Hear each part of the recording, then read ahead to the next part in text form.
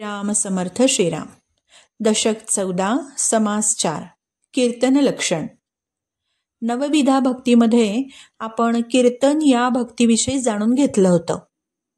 कीर्तनकारांनी कोणत्या गोष्टी लक्षात ठेवून कीर्तन केलं पाहिजे ते आता समर्थ सांगतात.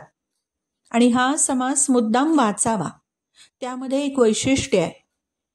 क पासून क्ष पर्यंत प्रत्येक व्यंजनानी ओवीचं आद्याक्षर आणि प्रत्येक शब्दाची सुरुवात केली आहे आणि छान ओव्या रचल्या आहेत. उदाहरणादाखल 2 ओव्या.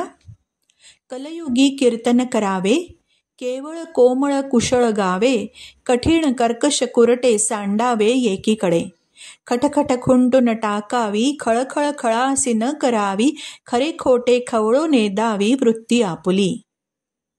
पुढे ते म्हणतात, भगवंताचे गुणानुवाद करावे.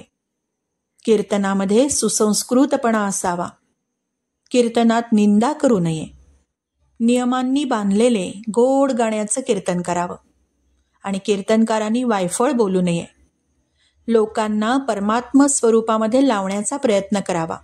असे अनेक विविध नियम सांगितलेले आहेत. कीर्तनाचे नि नटनाचे. श्रीराम समर्थ श्रीराम.